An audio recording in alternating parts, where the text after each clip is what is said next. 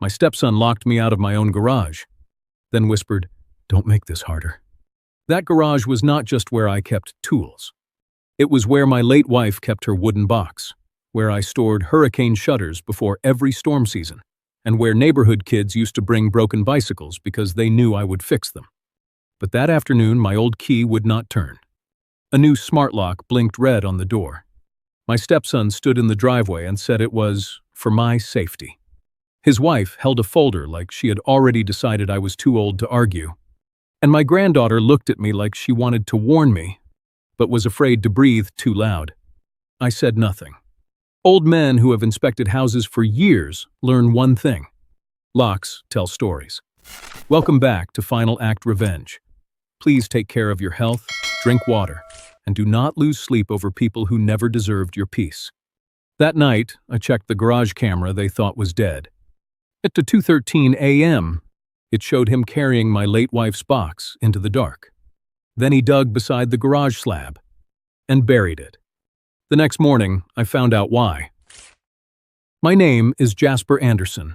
I am 72 years old, and I have spent most of my life learning what houses try to say before people are willing to listen. A crack above a window, a soft spot near a water heater, a smell of damp wood behind fresh paint, a door that suddenly does not close right after a storm. For 38 years, I worked as a residential building inspector around Orange County. I crawled through attics in July heat, checked roof straps after hurricanes, tested outlets in garages where old extension cords hung like vines, and told nervous families whether the house they loved was still safe enough to hold them. So when Keith told me my garage was dangerous, I did not hear concern first. I heard wording. There is a difference. Concern sounds like, "Let me help you clean this up." Wording sounds like, "This space is becoming a liability." That garage behind my Orlando house had never been pretty. The concrete had hairline cracks near the back wall. The shelves leaned a little because I built them myself one weekend when I was younger and more confident than skilled. The workbench had paint stains, sawdust in the corners, and one drawer that stuck unless you pulled it at the exact right angle. But it was mine. More than that. It was ours. Marcy used to say every house needed one room where broken things could be forgiven. That was her way of talking. She could look at a cracked chair, a torn screen, a bent bicycle wheel, and see the part that still wanted to be useful. Marcy taught art at a community center not far from Lake Conway. She wore bright scarves, carried markers in her purse, and believed children should learn how to make something with their hands before the world convinced them everything had to be bought new.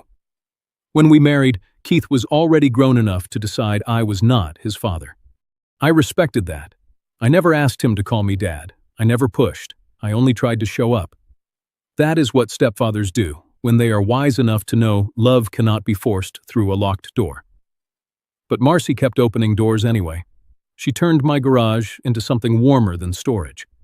On Saturdays, neighborhood kids came by with loose bicycle chains and crooked handlebars. Hazel Quimby brought over her walker once because one wheel kept sticking. Wade Pruitt and I spent 3 afternoons cutting plywood for hurricane shutters for a widow 2 streets over. Marcy would stand near the workbench with lemonade and say, "See, Jasper, this room remembers people." I used to laugh at that. Now I understand. A room can remember. The pencil mark June made on the side of my workbench when she was 9 still sits there under the vise. Grandpa fixed it. She wrote that after I patched the little birdhouse she dropped on the driveway. I never corrected her for calling me Grandpa, even though Keith looked uncomfortable the first time he heard it. I kept the mark. Some things are too honest to sand away. After Marcy died in 2022, the garage became the one place in the house where grief did not feel like an intruder. Her old apron still hung on a peg near the side door. A few streaks of blue paint dried stiff across the front. Her wooden box sat in the cabinet above the workbench, exactly where she left it. I never opened it. That may sound strange. A man should open what his wife leaves behind, I suppose. But grief makes cowards of people in small, private ways. I could handle her empty chair. I could handle her favorite mug in the cabinet. I could even handle her garden gloves by the back steps. But that box felt final. Once I opened it, there would be one less thing still waiting. A few months before she passed, Marcy took my hand in that garage and pointed toward the cabinet.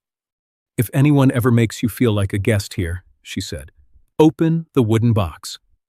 I asked her what she meant. She smiled, tired but still sharp. "You'll know when it's time."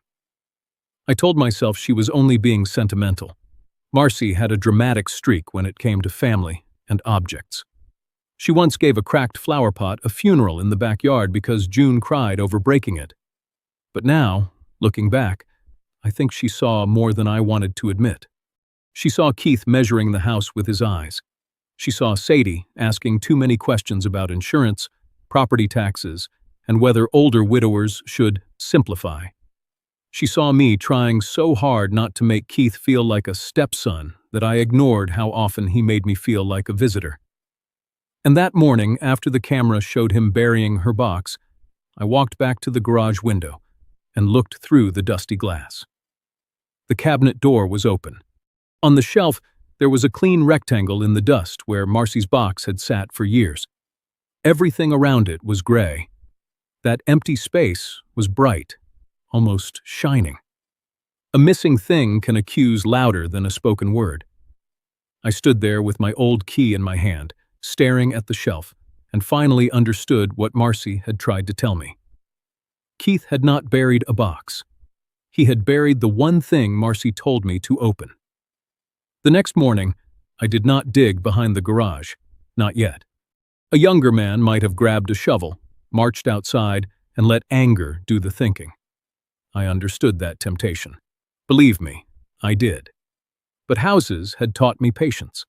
Water damage does not begin where the stain appears. Termites do not start where the wood finally caves in. And family betrayal rarely begins with the first cruel thing you notice. So I waited. I made coffee, sat at the kitchen table, watched the sun come through the blinds in thin Florida stripes.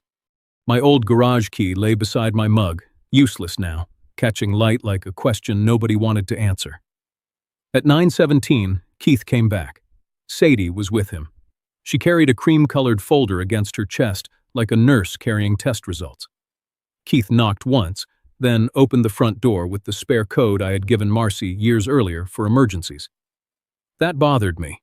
Not because he entered like permission had become ownership. "Morning, Jasper," he said carefully. Carefully is a word people use when they have already planned how to make you sound unreasonable. Sadie smiled, not warm, professional. "We thought we should talk before this becomes emotional." I looked at the folder. "It already is." Keith sighed, as if I had disappointed him by having feelings inside my own home. Sadie sat across from me and placed the folder on the table. On the front, printed in neat black letters, were the words, "Elder Safety Concern File." I stared at it for a long moment, then I looked at Keith. "You made a file on me?" "It's not like that," he said.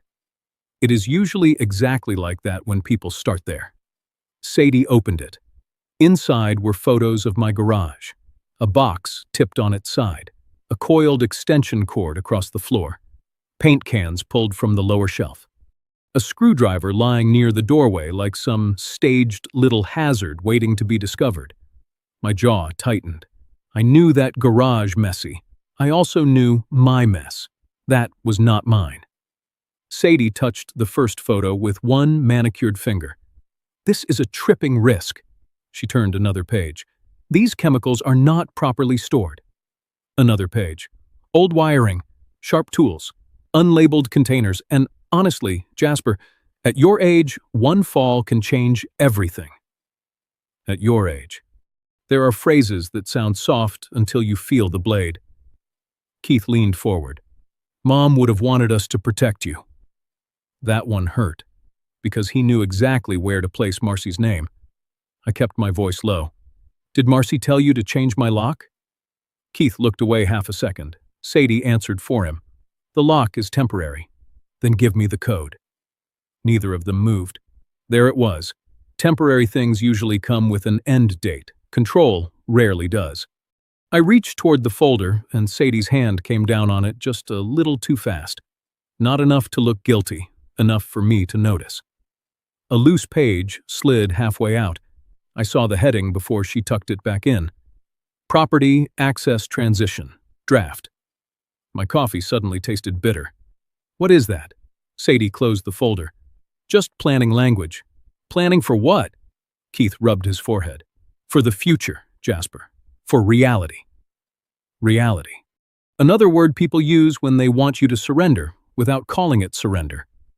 I looked at him and asked the question I had been holding since before dawn. Where is Marcy's wooden box? Keith froze, only for a breath, but old inspectors notice hairline cracks before walls split. Sadie blinked once. What box? The one from the cabinet above my workbench. Keith shifted in his chair. I don't know. Maybe you moved it. That was the first lie said plainly at my kitchen table. Not hidden in concern, not dressed as safety, just plain. Maybe you moved it. I looked at Sadie's folder again. Is that in your file too, that I lose things? Sadie softened her voice. Jasper, nobody is accusing you, but misplacing important items can be part of a larger pattern. A larger pattern. They had not come to discuss a garage. They had come to name my life unstable. From the hallway, I saw June standing near the wall, backpack over one shoulder. Her face was pale, and her eyes kept moving from her father to me. She wanted to speak. Then Keith turned his head slightly, and she looked down. That small movement told me enough. When they finally left, Sadie took the folder with her. Keith paused at the door. Don't make this harder than it has to be, he said again. I watched him walk down the driveway. Then my phone buzzed. A text from June. Don't tell Dad I said this, but Grandma's box was in his car. I sat still for a long time. Then I opened the camera archive again and went back through the past 11 days. Keith had entered the garage 4 times. Once with a scanner, once with a folder bag, once leaving with Marcy's box, and once coming back with Sadie and a shovel. The night he buried Marcy's box was not the beginning. It was the cleanup. I spent the rest of that morning with the blinds half closed and the tablet propped against a cereal bowl on my kitchen table. That sounds almost funny now. A 72-year-old man sitting alone, drinking cold coffee, rewinding security footage like he was watching the world's saddest home movie. But that was what my life had become. Not a fight, not yet. A review, frame by frame. That is how truth often arrives when people have worked hard to hide it. Not in one big confession, but in small movements they thought nobody would notice. Keith entered my garage 4 times in 11 days. The first time, he stayed less than 6 minutes. He walked in empty-handed and came out with a flat black case under his arm. At first, I couldn't tell what it was. Then I paused the footage and leaned closer. A document scanner. Not a large one, portable. The kind people use when they want copies without leaving a trail at an office supply store. The second time, he brought a canvas folder bag. He moved slowly through the garage, not like a man cleaning for safety, but like someone searching for labels. He opened the cabinet above my workbench, the cabinet where Marcy's box sat. The third time, he came out holding that box. My chest tightened, even though I already knew. Sometimes seeing a thing twice makes it worse, not easier. He carried it carefully. That bothered me. If he thought it was junk, he would have tossed it. But he carried it like he knew it mattered. The fourth time was the night I had already seen. 2:13 in the morning. Sadie with the flashlight. Keith with the shovel. The garage slab behind them catching just enough moonlight to make everything look gray and guilty. Still, the main camera had problems. Keith knew where it was. Of course he did. I had shown that camera to half the neighborhood after a string of package thefts years back. Everybody knew it sat above the side entry, aimed at the driveway and the garage door. Keith kept his face turned away from it. Sadie stood near the edge of the frame. The shovel disappeared behind the corner. A good lawyer could still make noise around that.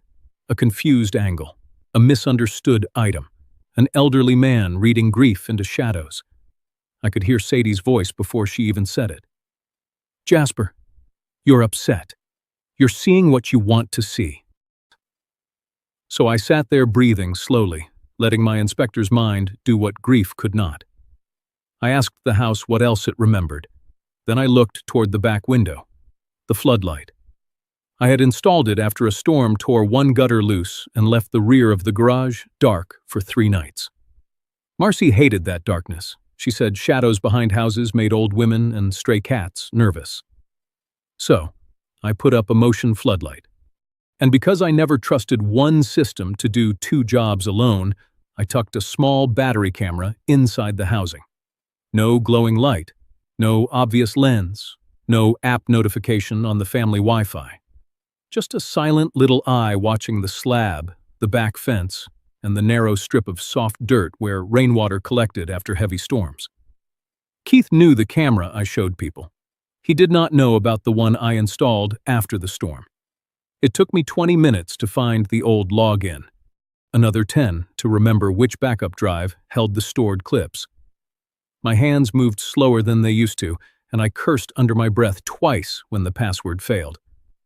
Marcy would have laughed. She used to say I could label a box of screws perfectly, but forget where I put my own reading glasses. Finally, the folder opened. Rear Floodlight Archive. I clicked the night of the burial. The footage loaded in grainy black and white. At 2:11 a.m., the backyard was empty. At 2:12, the motion sensor woke. At 2:13, Keith entered the frame carrying Marcy's wooden box against his chest. Clear. No shadow. No, maybe. Sadie followed him with the flashlight and that cream-colored folder tucked under one arm. My heart slowed, not from calm, from recognition. She had not come only to help him see. She had brought paperwork into the dark. Keith set the box down near the slab, took the shovel, and started digging where the soil was softest. He moved like a man in a hurry, but not a panic. That told me this was planned. Panic leaves messes. Planning leaves patterns. Sadie checked the driveway twice. Then she opened the folder and pulled out a page. Even through the grainy footage, I saw her point to something before Keith nodded and kept digging. I froze the frame, zoomed in. The words were blurred, but one line near the top was almost readable. Property access transition. There it was again.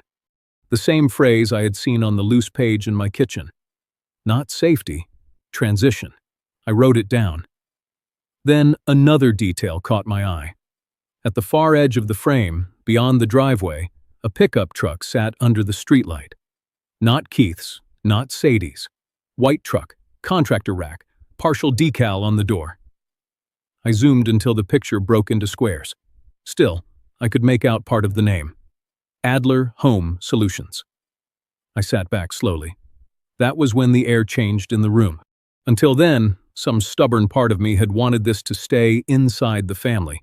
Ugly, yes. Cruel, yes. But still family. A bad son. A cold daughter-in-law. A desperate attempt to control an old man's garage. But a contractor truck outside my house at 2 a.m. meant something else. Someone had been brought near the property before I was even told there was a safety concern. I copied the footage onto a USB drive, then another. Then I took photos of the screen with my phone, old habit from inspection days. Never trust one record when 3 can exist. I opened a notebook and wrote a timeline. May 12th, Keith enters garage with scanner. May 15th, Keith enters with folder bag. May 18th, Marcy's box removed. May 19th, box buried behind slab. Sadie present. Unknown contractor truck visible. I underlined the last line twice. Unknown contractor truck. Then I looked through the window toward the garage. The smart lock blinked quietly on the side door like it owned the place. I almost stood up and walked out there right then. Almost. Instead, I watched the footage one more time. Sadie's folder under her arm. Keith's shovel cutting into the dirt. Marcy's box disappearing beneath soil. And that truck waiting at the curb. The folder under Sadie's arm told me the box was not the secret. It was the evidence they needed gone before the paperwork could speak.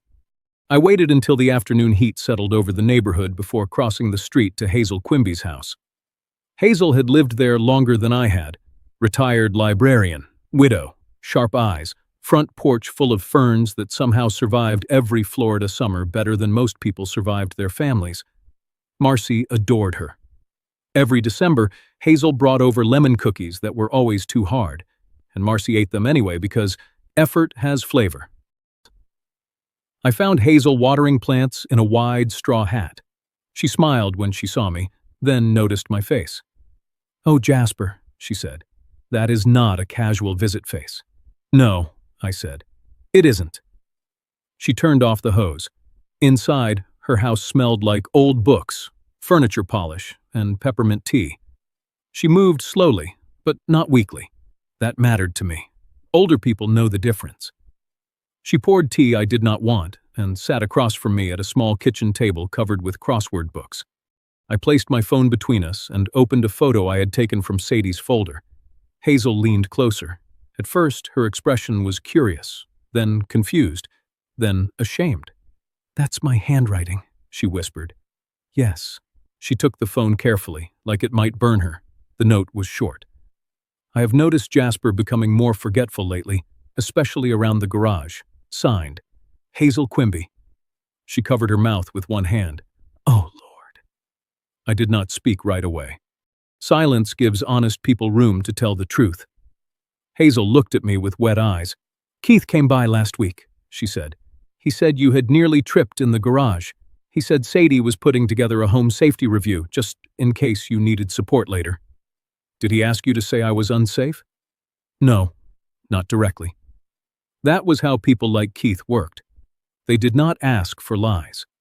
They gave you a hallway and let you walk into one. Hazel's voice trembled. "He said you had been misplacing things, that Marcy's items were getting moved around. He said the family was worried but didn't want to embarrass you." I looked at the tea cooling between us. "And you believed him?" "I believed he was scared." She swallowed. "I thought I was helping a family protect an old man. I didn't know I was helping them corner him." That sentence took the anger out of my chest before it could fully harden. Hazel had made a mistake, but she had not made a plan. There is a difference. I showed her the camera footage next. Not all of it, just enough. Keith entering the garage, Sadie standing near the corner of the frame, the box, the shovel, the strip of earth beside the slab. Hazel watched without breathing. When the footage reached 2:13 a.m., she whispered, "That's Marcy's box." "Yes." Her hand shook as she set the phone down. "She kept that above the workbench." "I know. She told me once there were things in it for you." My chest tightened. "What things?" Hazel shook her head. "She wouldn't say. She only said you were too tender-hearted to open it before you had to." That sounded like Marcy. Kind enough to understand me, stubborn enough to prepare anyway. Hazel stood abruptly, went to a drawer, and pulled out a pair of reading glasses. Then she went to a small secretary desk near the living room and came back with a notebook. "I write down visits," she said. "Old habit from the library, dates, repairs, people coming by. My daughter says it's nosy. I say it's record-keeping." For the first time that day, I almost smiled. Hazel flipped pages. "Here, Keith came Tuesday, then Sadie Friday. She asked whether you still drove at night, whether you handled your own bills, whether the garage was cluttered." She looked up, anger rising in her voice now. She was not making conversation. "No," I said. She was collecting pieces. Hazel tapped the notebook.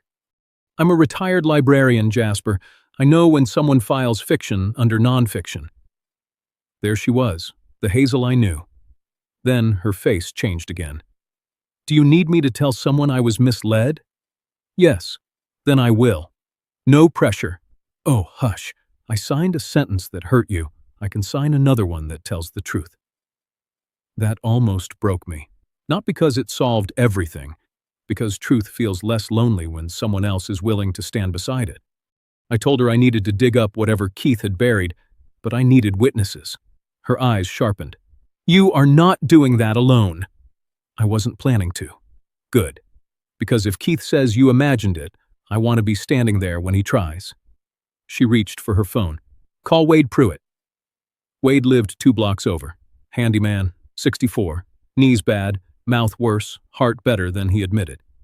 He had helped me repair hurricane shutters more times than I could count. He arrived 25 minutes later in a faded ball cap, carrying a flashlight and a folding shovel like a man who had been waiting his whole life to be invited into trouble. Hazel told him the short version. Wade watched the footage once, then again. He rubbed his jaw. If we're digging up family secrets, he said, I should have brought a bigger shovel. Hazel glared at him. Wade. What? I'm nervous. Humor keeps my blood pressure below fireworks. I appreciated that more than I said. The 3 of us walked back toward my house just as the sky started turning a heavy purple over Orlando. The air smelled like wet grass and hot pavement, the way it often does before evening rain. We stood behind the garage. The slab ran along the back wall, cracked slightly near the corner where rainwater always collected. A patch of soil beside it looked darker than the rest, freshly turned. Wade crouched, pushed 2 fingers into the dirt, and nodded. This was disturbed recently. Hazel stood beside me, arms crossed. I took out my phone and started recording. My voice sounded older than I expected when I spoke. This is Jasper Anderson. I'm behind my garage with Hazel Quimby and Wade Pruitt present as witnesses. We are documenting the location shown in the security footage from 2:13 a.m. Wade looked up at me. Ready? No, but readiness is not always required. Sometimes truth only asks you to stop delaying it. Go ahead, I said. Wade pressed the shovel into the soft dirt. Once, twice. On the 3rd push, metal scraped against plastic. We all froze. Hazel whispered, Oh, Jasper. Wade cleared the dirt carefully with his hands until the top of a storage bin appeared beneath the soil. Not deep, just hidden well enough for someone who expected an old man to doubt himself. The lid was streaked with dirt. One corner had a smear of blue paint. Marcy's blue. My knees felt weak. Wade looked at me, waiting. I nodded. He lifted the bin from the ground and set it beside the slab. Inside, wrapped in an old towel, was Marcy's wooden box, the one from the cabinet, the one she told me to open if anyone ever made me feel like a guest in my own home. For a moment, I could not touch it. Then I knelt down, brushed dirt from the lid, and felt something in me break cleanly instead of quietly. You buried her twice, I whispered. Hazel began to cry. Wade took off his cap, and I knew then that whatever was inside that box had not been hidden from grief. It had been hidden from me. I carried Marcy's wooden box into the garage like I was carrying something alive. Hazel walked behind me, with one hand over her mouth. Wade stayed near the door, quiet now, the shovel resting against his shoulder. Nobody made jokes. Some moments teach even funny men when to stand still. The smart lock was still on the side door, blinking red as if it had any right to judge who belonged there. I ignored it. We came in through the old rear service door Wade helped me open with a spare latchkey I had hidden above the trim years ago. Marcy used to tease me for hiding keys in places no burglar would ever check, because only a retired inspector thinks like a raccoon with a clipboard. I missed that laugh, more than I can explain. We set the plastic storage bin on the workbench. Dirt fell from its edges onto the wood, right beside the pencil mark June made years ago. Grandpa fixed it. I stared at those 3 words longer than I should have, because that was the wound under all of this. I had spent years fixing things for people who were never fully sure I belonged. A bicycle, a screen door, a storm shutter, a loose cabinet hinge. A family that never quite stopped calling me Step anything when it wanted distance. Hazel touched my arm gently. Jasper, you don't have to open it right this second. Yes, I said. My voice sounded rough. I do. Before I tell you what was inside Marcy's wooden box, let me ask you something. If someone locked you out of a room you built with your own hands, then buried your late spouse's belongings behind it, would you call the police first? Or would you dig up the truth with witnesses beside you? Tell me honestly what you would have done, because I didn't call the police first. Maybe some people will say that was foolish. Maybe they're right. But when the person hurting you is tied to the woman you buried, your heart does not move like a law book. It moves like grief, trying not to break one more thing. I needed to know what Keith had tried to hide, and I needed someone else standing there when I found it. Wade took out his phone. "Recording?" I nodded. He started filming the workbench. Hazel stood beside him, wiping her cheeks with a tissue she pulled from her sleeve. I removed the towel from around the wooden box. The lid was scratched, but not broken. Marcy had painted tiny orange blossoms along one corner. They were faded now, but still there. Orange blossoms for Florida. Blue paint on the edge from one summer afternoon when she taught 3 neighborhood girls how to make birdhouses and somehow painted more of herself than the wood. My fingers found the latch. For a second, I could not open it. Then I heard Marcy's voice in my memory. "You'll know when it's time." So I opened the box. The smell came first. Cedar, old paper, a trace of Marcy's lavender hand cream, faint, but still enough to pull the breath out of me. On top was a photograph of us standing in front of the garage. I was holding a hammer. Marcy was laughing at something outside the frame. Behind us, the garage door was open, and June's little pink bicycle was upside down on the floor with one wheel missing. Under the photo was an old key tag, Jasper's shop, Marcy's handwriting. Hazel made a soft sound. Wade lowered the phone a little, then remembered himself and raised it again. Beneath the tag was a USB drive taped to a folded note. And under that, papers, several of them, neatly wrapped in a plastic sleeve. Not random papers, not sentimental clutter, legal documents. I pulled the first page out carefully. My eyes moved over the heading, and for a moment the words meant nothing because my hands had started shaking. Enhanced Life Estate Deed. Retained rights of Jasper Anderson. I sat down slowly on the stool beside the workbench. Wade stopped recording. "No," I said. "Keep going." He swallowed and lifted the phone again. Hazel leaned closer. "What does that mean?" "I'm not sure yet, but I knew enough. I knew Keith had not buried it because it was meaningless." The next document was a mortgage payoff letter. The house had been paid off years earlier. Marcy had kept the original notice, along with copies of checks, repair receipts, roof inspection records, and a notarized statement I had never seen before. Then I unfolded the note. Marcy's handwriting filled the page. Steady, slanted, beautiful. "Jasper, if you are reading this, someone has made you feel like a guest in the home we built." I had to stop. My eyes burned so hard the words blurred. Hazel whispered, I kept reading. "Do not argue from hurt. Hurt makes good men sound confused to people who want them dismissed. Start with the papers. Start with the deed. Start with the truth. This house was never meant to become a prize for whoever could pressure you hardest after I was gone." I covered my mouth with one hand. Because there it was. Marcy knew. Not the exact night, not the shovel, not Keith carrying her box into the dark. But she knew the shape of the danger. She knew grief can make people greedy.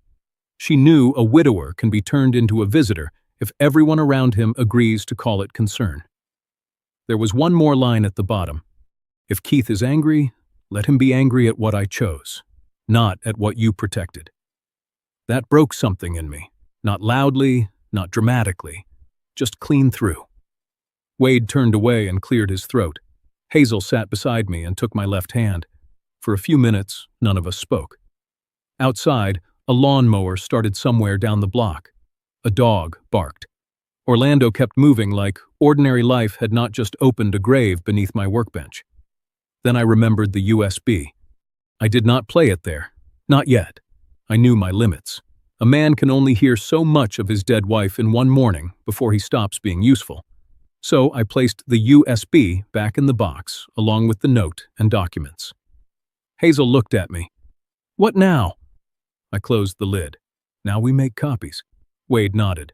"And after that?" I looked toward the smart lock blinking on the door Keith had claimed was for my safety. After that, I said, we find out why they needed me to look unsafe before anyone saw these papers. Hazel's face hardened. Sadie's folder. Yes, because suddenly that elder safety concern file made a different kind of sense. If Marcy had left documents protecting my right to live in and control this house, then Keith and Sadie did not need to prove the house was theirs. They needed to prove I could not be trusted with what was already mine. I picked up the first legal page again and read the title slowly. Enhanced Life Estate Deed, Retained Rights of Jasper Anderson. Keith had not buried memories. He had buried the document that proved I was not a guest. I did not drive to Alice Fenner's office right away. First, I made 3 copies of everything.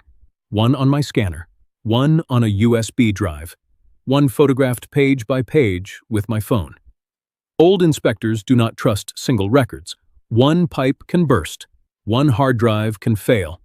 1 person can say, that paper was never there. I had spent too many years watching damage hide behind poor documentation. Not this time. Hazel sat at my kitchen table while Wade stood by the window, looking toward the garage like he expected Keith to appear at any second. The wooden box sat between us. Marcy's box. It looked smaller in daylight. That hurt in a strange way. Some things carry more weight when they are hidden. Hazel touched the lid gently. She knew, she said. I nodded. She knew enough. Wade cleared his throat. You want me to stay? I looked at him. You have work. I have a leaky sink at Mrs. Norwood's and a screen door that can wait. Secrets dug out of dirt get priority. That almost made me smile. Almost. By noon, I was sitting across from Alice Fenner in her office near downtown Orlando. Alice was 59, sharp-eyed, and calm in the way good lawyers become when people bring them panic wrapped in paper. She did not gasp when I told her what happened. She did not say, how awful. She opened a yellow legal pad and said, start at the lock. So I did. The new smart lock, Keith in the driveway, Sadie's safety folder, June's text, the footage at 2:13 a.m., Hazel's note, Wade digging beside the slab, the box, the deed, the letter. Alice listened without interrupting, except to ask dates, times, and names. That was comforting. Grief wants comfort. Truth needs sequence. When I finished, she put on thin reading glasses and picked up the first document. Enhanced Life Estate Deed. She read slowly, then again. Then she looked at me over the top of her glasses.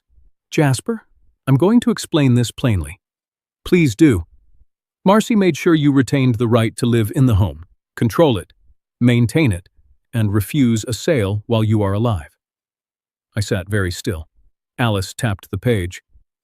This does not mean nobody can ever inherit later, but it does mean Keith cannot simply pressure you into signing away control because he wants the property converted, sold, or folded into some family plan. The room went quiet around those words. Control. Refuse a sale. While you are alive. I had known Marcy loved me, but this was different. This was love with paperwork attached. Alice moved to the mortgage payoff letter, then the repair receipts, then the notarized statement. She was careful, Alice said. She always was. No, I mean, legally careful. That sounded like Marcy, too. She could paint flowers on a birdhouse with one hand and correct a bank teller's math with the other. Alice turned to the letter. May I? I nodded. She read the page, and her expression changed just slightly when she reached the line about not being treated like a guest. Then she set it down with respect. Not sympathy, respect. There is a very ugly possibility here, Alice said. I already knew, but I let her say it. If Keith and Sadie knew or suspected these documents existed, then burying the box was not about memories. It was about removing evidence that blocks their preferred narrative. What narrative? That you are unsafe, forgetful, unable to manage the home, in need of family supervision. I thought of Sadie's folder, Elder Safety Concern File. My mouth went dry. Alice continued. They may not need to prove you are legally incompetent. That is difficult, but they can create pressure. Family pressure, social pressure, broker pressure. They can make you feel unreasonable for saying no. I looked toward the window. Outside, traffic moved beneath bright Florida sun like nothing cruel ever happened in ordinary neighborhoods. Alice leaned forward. They were not trying to prove the house belonged to them, Jasper. They were trying to make you look incapable of holding what already belonged to you. That sentence landed deep, because it named the thing I had felt but could not yet say. Keith did not need my house to be his. He needed me to seem too old to keep it. Alice reached for the USB. Do you know what's on this? No. You haven't checked? I shook my head. Her voice softened. Do you want to? No. Yes. Both answers sat in me at once. Finally, I said, play it. Alice connected the USB to a laptop. There was one video file, Marcy_if_needed. I stared at the file name until the room blurred. Alice asked, do you want privacy? If I watch it alone, I said, I may not finish. So, she pressed play. Marcy appeared on the screen sitting at our kitchen table, thinner than I remembered, but still wearing that blue scarf she loved. For a second, I forgot how to breathe. Jasper, she said, and my name in her voice made time fold in half. If you are watching this, someone has made you feel unwelcome in the home we built. I covered my mouth. Alice looked away to give me dignity. Marcy continued, do not argue from hurt. Hurt makes good men sound confused to people who want them dismissed. Show the papers. Let truth stand where grief cannot. There was a small pause in the recording. Marcy smiled sadly. If Keith is angry, let him be angry at what I chose. I loved my son. I love him still. But love does not mean handing him what he did not help protect. My chest tightened hard. Jasper, you gave me years of peace. You fixed more than this house. You fixed little things in me I did not know were broken. Do not let anyone turn you into a visitor here.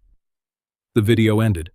No music, no dramatic fade, just Marcy's face freezing for a second, then the screen going dark. I sat there with my hands folded, because if I moved too quickly, I thought I might fall apart. Alice waited. Good lawyers know when silence is not empty. Finally, I whispered, she knew Keith would be angry. Alice closed the laptop gently. She knew enough to protect you without hating him. That was Marcy. Even in death, she refused to become cruel. Alice picked up the notarized statement. This was witnessed by Robin Keene. Do you know her? I know of her. Mobile notary. Very meticulous. If she still has her journal, that will matter. Alice found the number through her professional directory and called. The phone rang 4 times. A woman answered, cautious and formal. Robin Keene. Alice introduced herself and explained she was calling about a document signed by Marcy Anderson in 2021. There was a pause on the line. Then Robin said something that made Alice look at me. Yes, Robin said. I remember Mrs. Anderson. Alice put the call on speaker. Robin's voice filled the office. She was very clear that day. She said her husband must never be treated like a guest in his own home. I closed my eyes. Even after all of it, those words still found a new place to hurt. Alice asked whether the notary journal still existed. It does, Robin said. I keep everything longer than required. My sons call it excessive. I call it sleeping well. For the first time that afternoon, Alice almost smiled. Robin confirmed the date, document type, identification, witness notes, and Marcy's mental clarity at signing. Then she added, Mrs. Anderson asked me to write one note in my journal. She said, this is not against my son, this is for my husband. There it was. The difference Keith never understood. Protection was not betrayal. Not unless you believed love meant ownership. After the call, Alice began building the sequence. Camera copies, witness statements from Hazel and Wade, Photos of the box location, inventory of contents, notary confirmation. Deed copies, a letter to preserve evidence, a warning not to contact or pressure me about any property transfer without counsel. Then she looked at me carefully. Do not confront them alone. I wasn't planning to. And do not let them pull you into an emotional argument about who loved Marcy more. That one cut close, because Keith would try. I knew he would. She continued, this is not about who grieved harder. This is about who tried to bury evidence. I nodded. On the way home, I stopped at a red light and looked at the passenger seat. Marcy's box sat there with the seatbelt across it. I had buckled it in without thinking.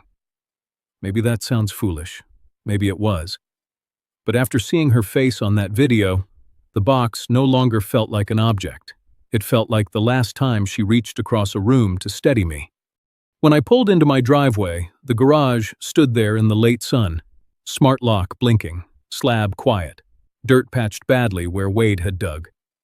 The house looked normal. That was the worst part about betrayal inside families. From the street, everything still looks cared for. Then, my phone buzzed. Unknown number. I answered. A man's voice said, Mr. Anderson, this is Clint Adler. I was told the family wanted to discuss sale options for your property tomorrow. I looked at Marcy's box beside me. My hands went cold. Even after death, Marcy had left one more witness at the door. But while I was finding her witness, Keith was already bringing a buyer to mine.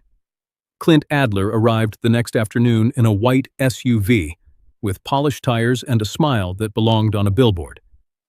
I saw the vehicle before I saw him. Same company logo from the camera footage. Adler Home Solutions. For a moment, I stood behind the curtain and watched him step out, smooth his shirt, and glance toward my garage like he already knew which wall would come down first. That was when my stomach turned. Not because a realtor had come to my house, because he looked comfortable. People only look that comfortable on someone else's property when they have already been invited to imagine it belongs to them. Keith and Sadie arrived 5 minutes later. Sadie carried her cream-colored folder again. Keith carried nothing, which somehow looked worse. His hands were free because he expected everyone else to hold the burden for him. June got out last. She stood near the porch steps, staring at the driveway, her face pale beneath the Florida sun. Poor girl. Children should not have to choose which adult is lying less. I opened the front door before Keith could knock. Jasper, he said, forcing warmth into my name. Good, we're all here. All? He looked toward Clint. Just an evaluation. Sadie stepped in smoothly. No pressure, no decisions today. We're simply gathering options. Options. That word had become a pretty curtain over a locked room. Clint offered his hand. Mr. Anderson, Clint Adler. I was told the family wanted to explore practical next steps. I did not shake his hand right away. Which family? His smile faltered, only slightly. The property family. I almost laughed. Not because it was funny, because grief teaches you how many ways people avoid saying owner. We moved into the living room. I let them sit. Keith took the armchair Marcy used to read in without asking. Sadie opened her folder on the coffee table. Clint placed a glossy packet beside it. June remained near the hallway. She looked at me once. I gave her a small nod. She looked down, fighting tears. Clint began with that careful voice professionals use when they want a bad idea to sound compassionate. Mr. Anderson, Orlando's market has shifted. Older homes can become expensive to maintain, especially with insurance, storm preparation, roof age, and code updates. I know what older homes need, I said. He blinked. Keith jumped in. No one is saying you don't, but the garage is becoming a concern. There it was again, the garage. The first room they tried to take because it held the truth. Sadie slid a photo across the table. It showed my workbench from a bad angle. Tools scattered. Marcy's old paint cans pulled out. A box tipped over near the floor. Under the photo, typed neatly, were the words, clearable storage clutter. My chest tightened. Clearable storage clutter. That workbench had held June's birdhouse, Hazel's walker wheel, Wade's hurricane shutter brackets, Marcy's paintbrushes, and every small repair that made this neighborhood feel less alone. Sadie had turned all of it into debris with 3 words. I looked at her. "You staged that." She did not flinch. "Jasper, we documented what we found." "No, you documented what you created." Keith leaned forward. "Don't start this." I turned to him slowly. "You locked me out of my garage and brought a buyer to my door. I think I've earned a few sentences." Clint cleared his throat. "I'm not a buyer, technically. I help connect properties with renovation partners." "Partners like Shane Booker?" The room changed. Sadie's fingers stopped moving over the folder. Keith's face hardened. Clint looked from me to them. "I'm not sure that name is relevant at this stage." That meant it was. I picked up his packet before anyone could stop me. Inside were property valuation notes, exterior photos, repair estimates, and a proposed quick sale window. 21 days. Then I saw the line that made the room tilt slightly. Elder transition expected. I read it again. Elder transition expected. Not Jasper's consent expected. Not homeowner review pending. Elder transition. As if my life were a hallway they were politely moving me through. June made a small sound near the hallway. Sadie closed the packet. "That language is preliminary." "Whose language?" No answer. Keith stood. "This is exactly why we didn't want to overwhelm you with details." I looked at him. "You mean facts?" He stepped closer, and for the first time, the polished concern cracked. "She was my mother before she was your wife." The room went still. There it was. Not safety, not clutter, not insurance. The old wound. The sentence he had probably carried for years, sharpening it in private until it finally looked like truth to him. I felt anger rise, then sadness. Because grief can become entitlement when people never learn where love ends and ownership begins. "Yes," I said quietly. "She was your mother." Keith's jaw trembled. "And you turned her house into your little shrine." "No," I said. "She turned it into a home." He pointed toward the garage. "That place is full of junk." June looked up, hurt flashing across her face. I looked at Keith with Marcy's box still sitting in my mind, dirt on its lid, her letter folded inside. "And she trusted me," I said, "before you tried to sell what she left." Sadie stood then. "We are not doing this emotionally." That sentence almost made me pity her. Almost. Because Sadie believed emotion was the problem, but emotion was the only reason any of this mattered. A house without emotion is just square footage. A garage without memory is just storage. A family without truth is just a group of people using the same last names as weapons. My phone rang. Alice Fenner. I answered without stepping away. "Yes?" Her voice was calm. "Jasper, Robin Keene found her notary journal. She confirmed the deed entry, Marcy's identification, and the note about your retained rights. I have the written confirmation coming over now." I closed my eyes for 1 second. Not relief, exactly. Something steadier. "Thank you," Alice paused. "Are they there?" I looked at Keith, Sadie, Clint, and June. "Yes." "Then don't argue documents without me present. If they want a meeting, let them have one with counsel and witnesses." I looked at the glossy packet on the table. "They already brought half of one." "Good," Alice said. "Then finish it properly." After I hung up, Clint shifted uncomfortably. "Mr. Anderson, perhaps we should reschedule." "We should." Keith frowned. "What does that mean?" I picked up the sale packet and handed it back to Clint. "Come back tomorrow at 6. Bring whatever paper they told you I agreed to." Sadie's eyes narrowed. "That's unnecessary." "No," I said. "What's unnecessary is calling a workbench clutter, a locked door safety, and a sale packet family concern." Keith's voice dropped. "Jasper, be careful." I looked toward the garage. The smart lock blinked in the afternoon light. Behind it was the room Marcy had loved, the room Keith tried to close, the room that had watched him bury her truth. Then I looked back at him. "If we're going to discuss my house, I said. Everyone should hear what the camera saw. For the first time since this began, Keith did not answer quickly. He looked toward the garage door, and I watched him realize the door he locked had been watching him the whole time. Alice Fenner arrived at my house the next morning with a black briefcase, a yellow legal pad, and the kind of calm that makes dishonest people nervous before she even speaks. Hazel came too, so did Wade.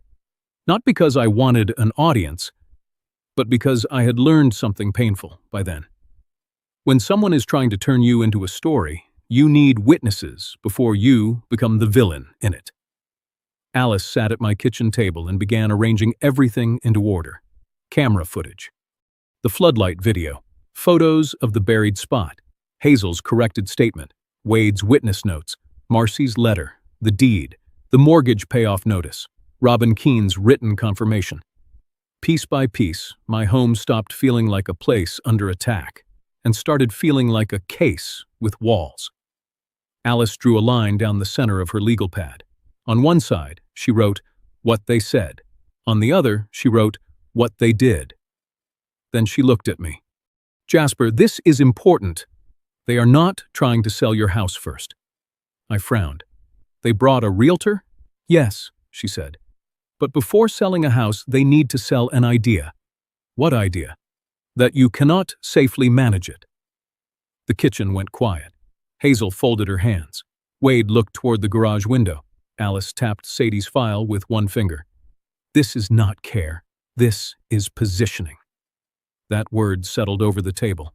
Positioning. Not love, not worry, not family concern. Positioning. Alice opened the copied pages from Sadie's elder safety concern file. I had only seen pieces before. Now, I saw the shape of the whole thing. Garage hazard photos, medication concern notes, property access recommendations, neighbor observation, suggested family supervision, draft language for a transition conversation. Then Alice turned one page and stopped. Her expression changed. "Not much. Enough." "What is it?" I asked. She read aloud. "Recommendation. Restrict unsupervised access to garage, tool, and property files, pending family review." Wade muttered something under his breath. Hazel looked sick. Alice turned another page. "Home maintenance concerns may support discussion of alternative housing options if homeowner resistance increases." Homeowner resistance. That was me. Not grieving husband. Not retired inspector. Not a man sitting inside the house he helped maintain for years. Resistance. Sadie had found a way to make my word no sound like a symptom. I felt anger move through me slowly. Not hot. Heavy. "They were building this before the box disappeared," I said. Alice nodded. "Yes." She spread the photos across the table. In one picture, my workbench looked like a mess. Tools scattered, paint cans open, a cord twisted across the floor, but I recognized the lie immediately. "My hammer is on the wrong shelf." Alice looked up. "What?" "That hammer doesn't go there." Wade leaned closer and nodded. "Jasper labels his shelves like a hardware store married a schoolteacher. That hammer didn't wander." Hazel gave a dry little laugh through her tension. Alice circled the photo. "Staged condition." Then she found another image. The cabinet door where Marcy's box had been kept was open. Below it, Sadie's note read, "Subject reports difficulty locating important sentimental items." I stared at that sentence. Subject. Reports. Difficulty. They had stolen Marcy's box, then used its absence to make me look confused. That was the moment the last soft place I had left for Keith hardened. Not because he wanted money. Money makes many people ugly, but because he had taken his mother's memory and turned it into evidence against the man she loved. Alice kept going. The next page was an email chain. Sadie to Clint Adler. "We expect family cooperation after safety review." Another email. Keith to Shane Booker. "Once Jasper agrees to transition, we can move fast." There was that phrase again. Agrees to transition. As if I were a couch being moved from one room to another. Alice opened the attachment. Property opportunity summary. My address sat at the top. my house, my garage, my life. Listed as a potential quick-turn renovation with a 21-day decision window. Estimated equity, repair deduction, garage conversion potential, projected investor interest. Shane Booker's name appeared near the bottom. Wade pointed at it. That the lender? Alice nodded. Private investor. Based on what Clint's packet shows, Keith may be using your property as a proposed recovery opportunity. Hazel looked at me. Recovery from what? Alice pulled one more page from the folder. A financing note. Bridge loan balance, $92,000. Borrower, Keith Barlow. I sat back. So there it was, the number behind the concern. $92,000.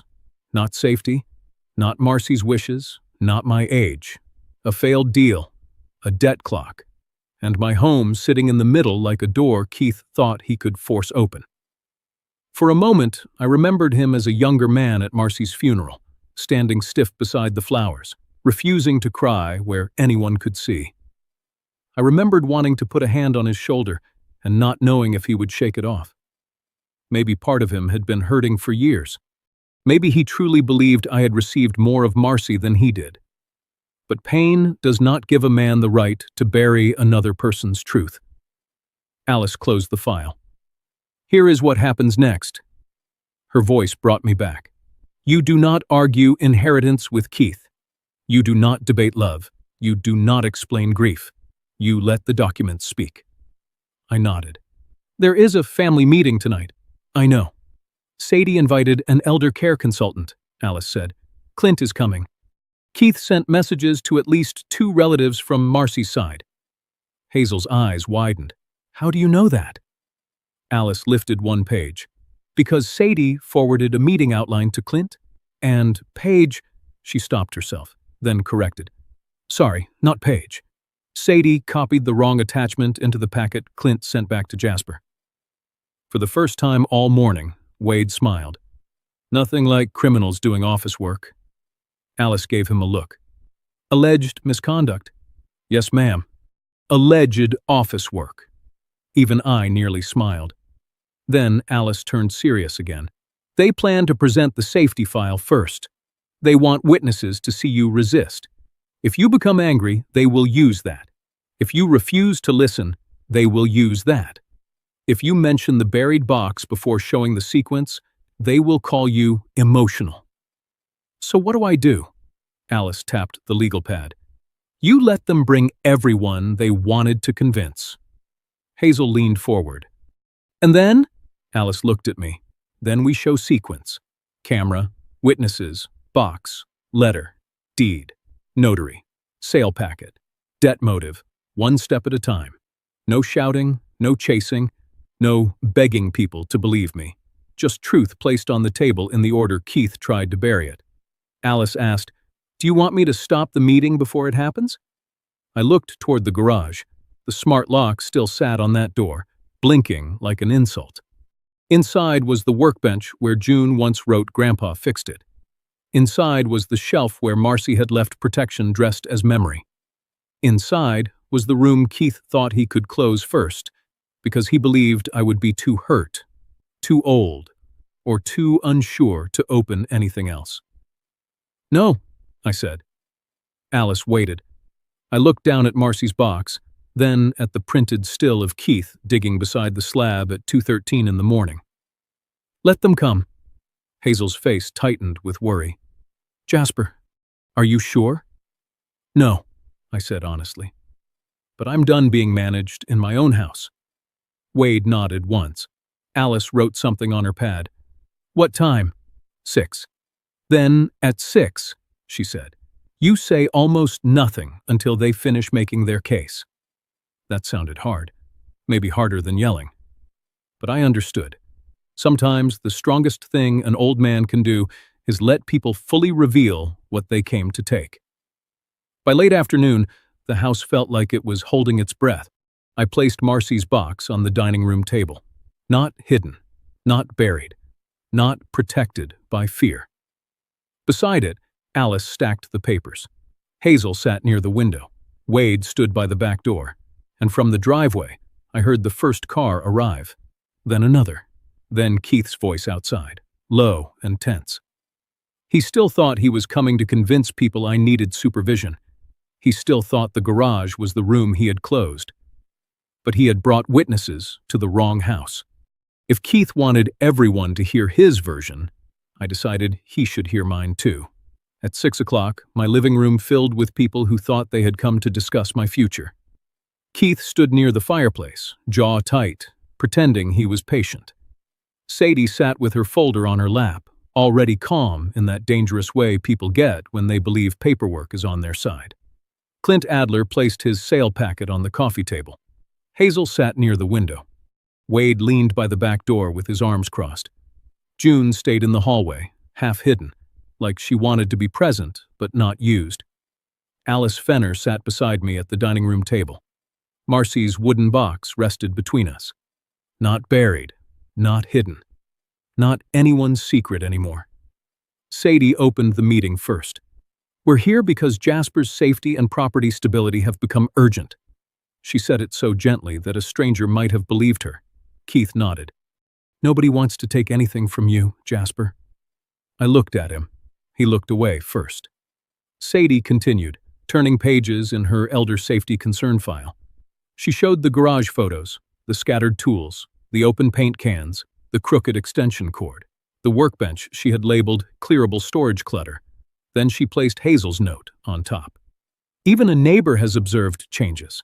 Hazel sat straighter. "No." Sadie paused. "I'm sorry?" Hazel's voice shook, but it did not break. "I was misled. I was told I was helping with a safety review. I did not know my words would be used to corner him." The room shifted. Keith's eyes flashed toward Hazel. Sadie recovered quickly. "Hazel, no one is cornering anyone." Alice spoke for the first time. "Then you will not mind if we review the sequence." Sadie's hand tightened on the folder. Keith looked at me. "What sequence?" I picked up the remote. No speech. No warning. Just the television turning on. The first clip played. Keith at my garage door, removing the old lock, installing the smart lock. Sadie standing behind him with the folder. No one spoke. The second clip played. Keith entering the garage with a portable scanner. The third. Keith carrying Marcy's wooden box out of the cabinet. June covered her mouth. Keith stepped forward. "That doesn't show context." So I played the floodlight camera. The room went still. There he was at 2:13 a.m., walking behind the garage with Marcy's box against his chest. Sadie followed with the flashlight, then the shovel, then the dirt beside the slab, then the box disappearing underground. When the video ended, nobody moved. I set the remote down. Keith swallowed. "You don't understand what you're seeing." I placed Marcy's box on the center of the table. "Then give it context." He said nothing, so I opened it. The room watched as I removed the photo, the key tag, the letter, the USB, the deed copy, and the mortgage payoff papers. Alice slid a document forward. "Marcy Anderson executed an enhanced life estate deed retaining Jasper Anderson's right to live in, manage, and refuse sale of this home while alive." Clint Adler looked sharply at Keith. "You told me family consent was expected." Keith snapped. "It was." "No," Alice said. "It was manufactured." Sadie's face hardened. "We were documenting risk." I looked at her folder. "No, Sadie. You were manufacturing it." That was the first time her calm mask cracked. Alice continued. "Robin Keene, the notary, has confirmed Marcy's signature, identification, mental clarity, and specific intent. Her written statement is already preserved." I opened Marcy's letter. My hands were steadier than I expected. I read only the part that mattered. "If anyone makes you feel like a guest in the home we built, start with the truth. Do not let grief sign away what love protected." June began to cry. Keith looked at the floor, but not for long. Anger saved him from shame. "She was my mother before she was your wife," he said. There it was again. The wound, the excuse, the knife he kept sharpening because grief made it feel righteous. I looked at him for a long time. "Yes," I said. "She was your mother." His jaw trembled. "And she was your mother when you buried her words in the dirt." That silence was different, not shocked, exposed. Then June stepped forward. Small voice, brave enough. "Dad, I saw the box in your car before Grandpa knew it was missing." Keith turned toward her. "June." She flinched, but stayed where she was. "I'm not lying for this." Sadie closed her folder slowly. Clint picked up his packet. "I think I should leave." Alice stopped him with one sentence. "Leave the packet." He did. On the table now sat everything Keith had tried to turn into pressure. The safety file, the sale packet, the camera stills, the deed, Marcy's letter. Alice laid 3 documents beside them. Cease and desist, revocation of access, notice preserving footage, and witness statements. Keith stared at the papers. "You're cutting me off?" I looked at him. "No." His face flickered with something like hope. Then I looked toward June, standing in the hallway with tears on her cheeks. "I'm cutting off the hand that reached for my door." Keith looked at me as if he didn't understand. "What happens to the heart behind it," I said, "is up to you." He did not answer. For once, the man who tried to lock me out had no key to the room. 4 months later, the smart lock was gone. I took it off myself on a Saturday morning, with a screwdriver in one hand and Marcy's old coffee mug sitting on the workbench beside me. It came loose, easier than I expected. That bothered me a little. Some things that cause the deepest damage are not built strong. They are only placed where people are too tired, too grieving, or too polite to remove them. Alice Fenner sent the cease and desist letter the week after the family meeting. Keith and Sadie lost access to the house, the garage, the emergency code, and every document tied to my property. My estate plan was updated. The camera footage, witness statements, and notary confirmation were preserved. I did not post anything online. I did not try to ruin them in public. Real peace does not always need an audience. Keith's investor deal fell apart once Clint Adler backed away from the sale packet. Shane Booker wanted no part of a house wrapped in camera footage, legal letters, and a widow's notarized wishes. Sadie never apologized. Keith called once. I let it go to voicemail. He did not say much. Just that things had gotten out of hand.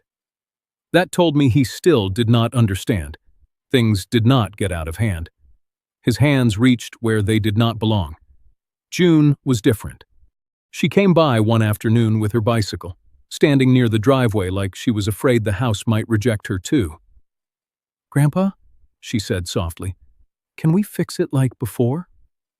I looked at the garage, then at her. "Only if you hold the flashlight better than your father did." She laughed through tears. That was the first time the garage felt warm again. Not healed. Healing. There is a difference. By the end of summer, the garage had a new sign above the workbench. Marcy Anderson Repair Room. Hazel made the sign-in sheet, because retired librarians never fully retire from organizing people. Wade brought over an old toolbox and acted like he was donating junk, though every wrench had been cleaned like church silver. Neighborhood kids came on Saturdays to learn how to fix bicycle chains, tighten cabinet hinges, patch window screens, and label hurricane supplies before storm season. A few older neighbors came too. One woman asked if we could check her smoke detectors. A man from 2 streets over brought a broken walker. June painted small orange blossoms on the cabinet where Marcy's box used to sit. I kept the wooden box on the top shelf now. Not hidden, not buried, not waiting in fear. Inside were Marcy's letter, the USB, the deed copy, and the old key tag that said Jasper's shop. Sometimes I opened it, not because I needed proof anymore, because love sounds different when you are no longer defending it. I learned something through all of this. Concern can be love, but it can also be a costume. When someone uses your age, your grief, or your quiet nature to take away your voice, that is not care. That is control dressed nicely. Older people do need help sometimes. I know that. I need help with ladders now. I forget names once in a while. My knees complain before the weather changes. But needing help does not mean surrendering dignity. And being protected should never feel like being erased. Keith locked me out because he thought the garage was the first room he could take. But Marcy was right. A home is not protected by locks. It is protected by the people who refuse to let love be buried. Thank you for staying with me today and hearing this story all the way through. Please tell me in the comments where you're watching from, and what time it is where you are right now. And wherever you are, take care of your health, protect your peace, and never let anyone make you feel like a guest in the life you helped build. If this story moved you even a little, don't forget to subscribe to Final Act Revenge. Another story is waiting for you on your screen right now, and YouTube believes you'll enjoy it.